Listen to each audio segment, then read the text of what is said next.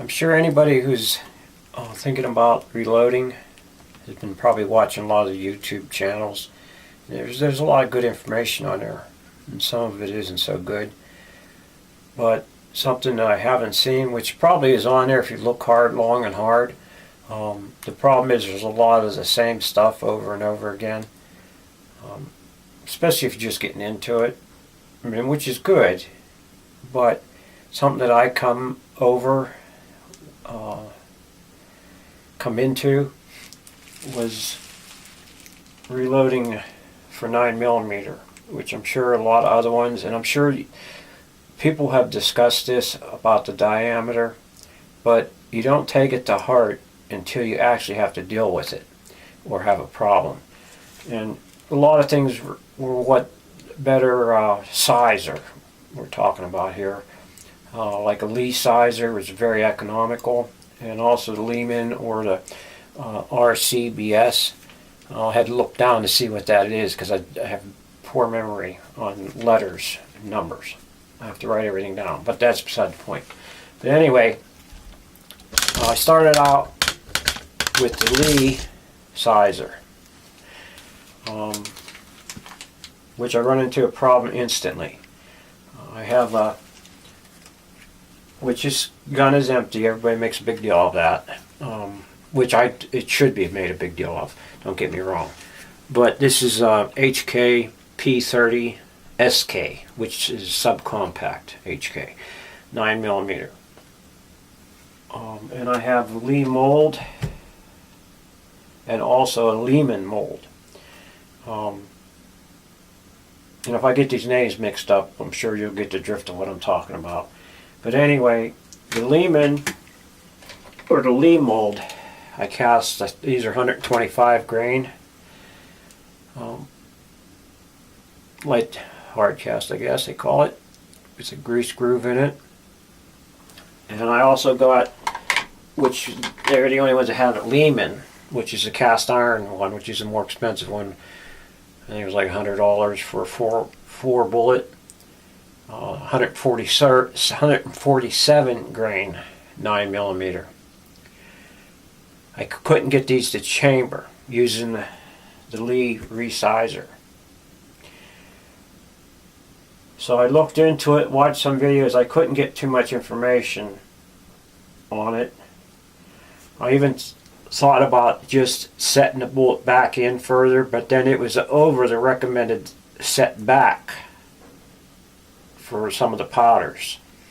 The bullet was actually too small. You shouldn't compress it that much, I guess, because of the, well, it'd be overpressured. So I didn't want to take that chance. So I guess the best way to do this is to show you what it was doing. I'll do that. Because they're supposed to be 0.356 is the mold, which isn't a big deal anyhow. But sorry if I'm out of camera view there.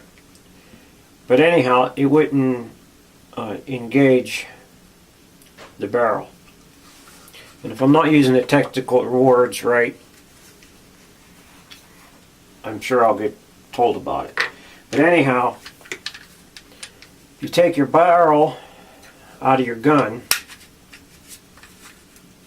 if I can do this without hurting myself. Like I said, the gun is unloaded.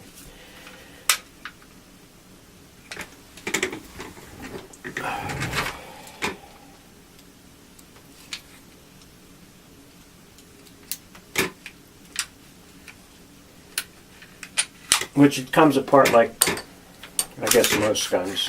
Seems more difficult to some, but. And take the barrel out of it, which I just got done shooting it yesterday and I didn't get a chance to clean it. And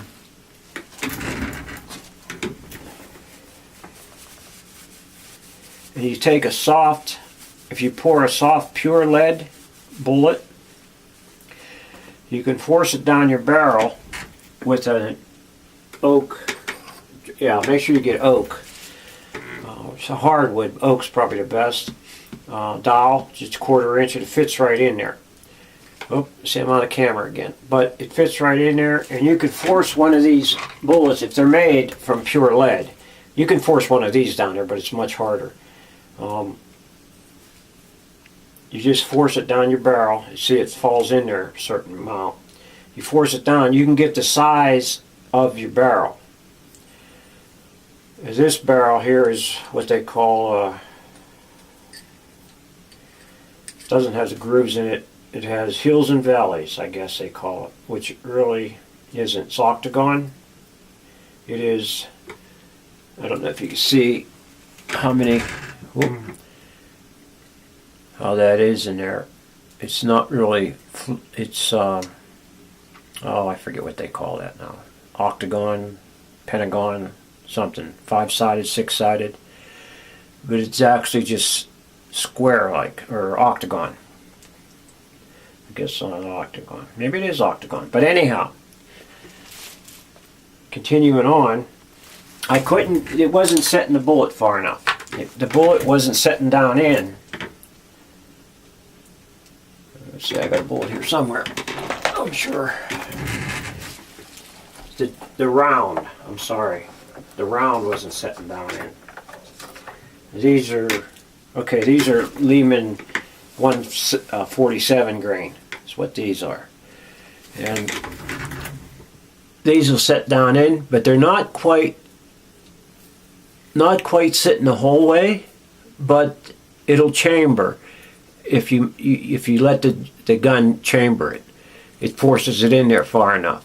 But I could set them a little bit further and build, you know, as long as I take the powder down a little bit, I believe. And I could set them and it would set in there. But when I first started, I was trying to get this distance to be what they tell you to be, 1 inch, 1.116, 169, I think. So what I did, anyhow, to make a long story longer, I first bought this, and the only die you could get is 356. So I thought by shrinking the bullet size, I could get this to seat in further. And I didn't know enough about it at the time. But when I got this one, I could get a 355. I can also get a 356 sizer. And this is also greases it, which is nice. You know, if you, what I'm getting at is if you need to get a sizer, they both come in handy.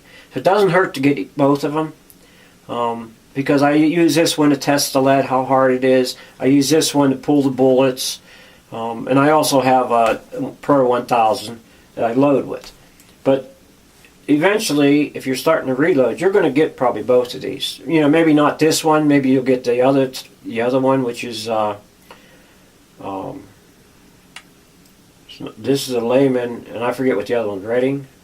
I can't remember, but I'm sure if you look it up, there's only 2 on Midway's site that you can get. But anyhow, this is much better because you can get a lot more different size dies, closer dies, and not, like I say, I can get this down to 356, and my gun actually measures 355.6, and this puts it out at 355.9 or something. So it's almost like it's a little bit too small, but they shoot good with this. Even though it's not, they say 1,000th over, it's less than 1,000th. It's like, I don't know if that would be 10,000ths. I guess it would be 10,000ths. No, it wouldn't be, it'd be thousandths. Yeah, so it's about 2,000ths difference, the more I think about it. But the numbers I've given you is wrong, but it is about 2,000ths difference. It's actually a little bit big. But I don't see where I can get one any smaller, and I don't think I want to because it's shooting very well. Especially with these 147 grains, flat point, I guess it would be. Round nose flat point.